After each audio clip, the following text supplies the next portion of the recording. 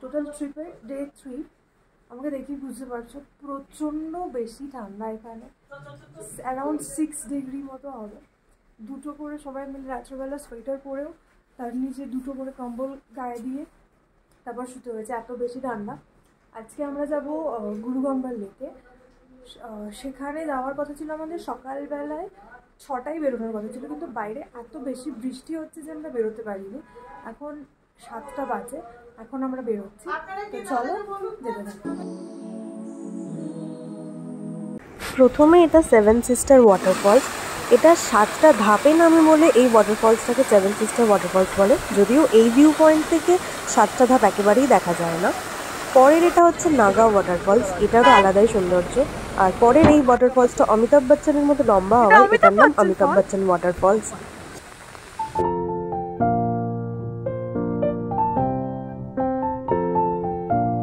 আমরা যেখানে ব্রেকফাস্ট করতে এসেছি সেখানে কিউটিটা রয়েছে।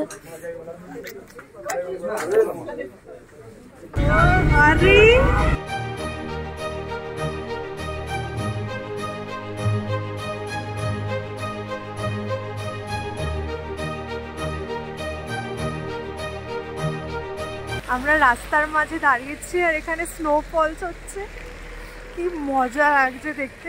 চারিদিকে শুধু বরফই বরফ, চারিদিকে শুধু বরফ। আর আমি আগে এত পাহাড়ে এসেছি কখনো স্নোফলস দেখিনি, এটা আমার খুব ইচ্ছে ছিল, আমি বহুত খুশি হয়ে গেছি স্নোফলস দেখে।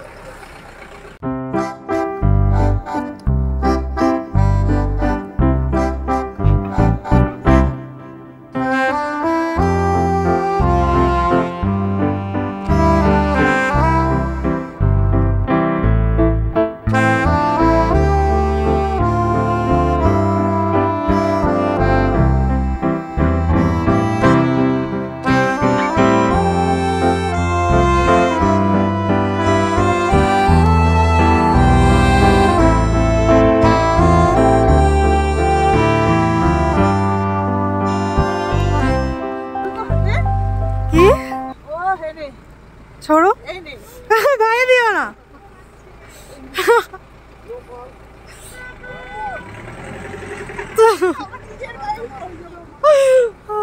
এই যে এত বড়,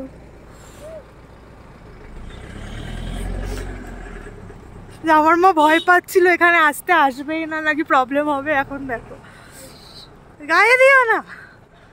এত স্নোফলে আমরা বোধহয় গুরুগম্বা লেক পর্যন্ত, দেখো স্নোফলস গুলো যেতে পারবো না, কিন্তু তাতেও আফসোস হচ্ছে না যে এখানে যা স্নোফল দেখে নিলাম, পয়সা উসুল। ও দেখো কি পরিমাণে স্নোফল, তো এখন যেন আরো বাড়ছে স্নোফল। টাওয়ার পেলে একটু দেখাতাম ভাই। আর নেই নেই আমার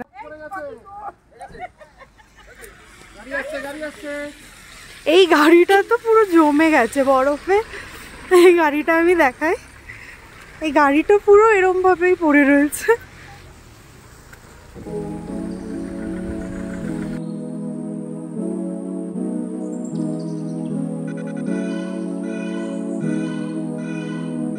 কি পরিমাণে স্নোফলসটা হচ্ছে দেখো, পুরো জ্যাকেটে বরফ ভরে গেছে।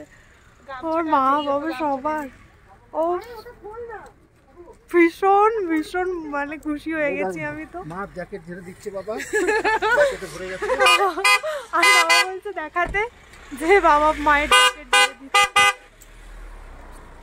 এবারে স্নোফলস এত বেশি বেড়ে গেছে যে ছাতা নিয়ে বেরোতে হচ্ছে, নাহলে পুরো জুতো প্যান্ট ট্যান্ট সব ভিজে যাচ্ছে, জ্যাকেটটাও জল জল হয়ে যাচ্ছে।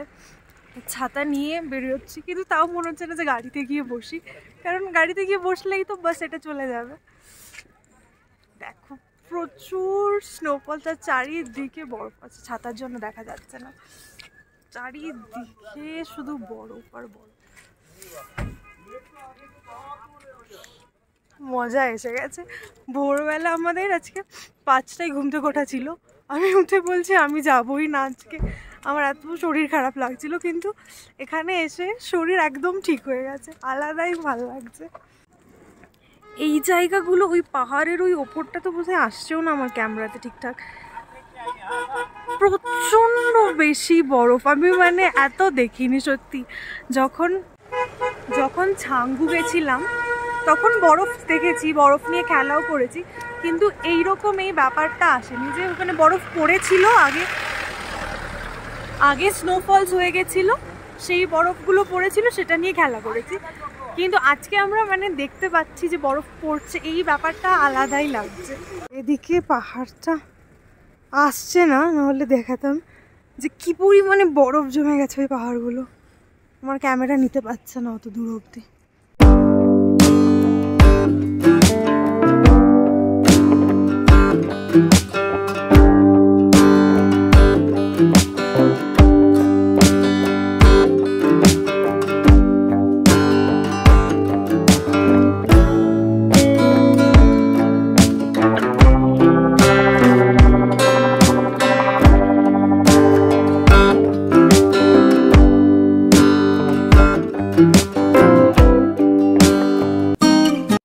এখানে প্রচণ্ড হাওয়ার কারণে আমার ভয়েসটা একদমই আসেনি।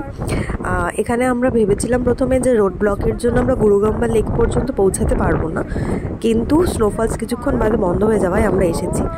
আর মারাত্মক হাওয়া দিচ্ছিল এখানে, সামনে আমি দাঁড়িয়ে থাকতেই পারছিলাম না, সাথে তো কথা বললে সেটা শোনা যাচ্ছে না, তোমরা দেখতেই পাচ্ছ। তো এসে গেছি গুরুগম্বার লেকে।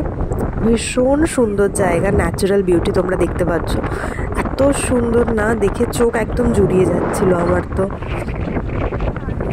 কত ইয়াক এখানে, এখানে একদম গাছ নেই, এখানে অক্সিজেনেরও একটু খামতি রয়েছে।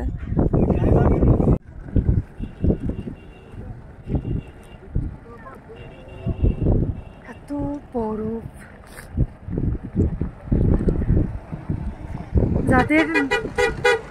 যাদের নিঃশ্বাস নিতে প্রবলেম হয় তারা এত দূর আসতেই পারবে না। আর এটা হচ্ছে গুরুগম্বার লেক, প্রচণ্ড সুন্দর জায়গা। তাও এটা সৌন্দর্য উপভোগ করার জন্য মাত্র 5 মিনিটই টাইম ছিল, কারণ এখানে একদম অক্সিজেন না থাকায় 5 মিনিটের বেশি এখানে থাকতে দেওয়া হয় না। লেকটার কাছে যাওয়াই যাচ্ছে না, হাওয়ার যে মানে সরে আসছে অটোমেটিক্যালি, এত মারাত্মক বেশি হাওয়া দিয়েছে। এখানে এখন টেম্পারেচার হচ্ছে 2 ডিগ্রি, মারাত্মক বেশি ঠান্ডা, মারাত্মক। লেকের ওই জায়গাটা তো গিয়ে লেকের সামনে দাঁড়ানো যাচ্ছে না, এত হাওয়া দিচ্ছে, হাওয়াতেই আমাদের ঠেলে চলে যাচ্ছে। এবার আমাদের হয়ে গেছে, আমরা ফিরে যাচ্ছি। আমাদের লাক ভালো ছিল যে স্নোফলও দেখে নিতে পেরেছি, আবার সাথে এত দূর আসতেও পেরেছি। একটু প্রবলেম হচ্ছে নিঃশ্বাস নিতে, আমার মা তো পারছেই না নামতে, মায়ের একটু কষ্ট হচ্ছে, আমাদেরও হালকা হালকা সফর হচ্ছে, কিন্তু ঠিক আছে, এইটুকুনি মেনে নেওয়া যায়। কর্পূর আর পপকর্ন সাথে রাখা হয়েছে, যার জন্য যে পপকর্ন আর কর্পূরটা শুকিয়ে, পপকর্নটা খেয়ে নিচ্ছে, কর্পূরটা শুকিয়ে নিচ্ছে, অনেকটা বেটার ফিল হচ্ছে। তো আজকে তো বেশ ভালো দিন কেটেছে। চারিদিকে একদম গাছ নেই, পুরো লাদাখের মতো ভিউ।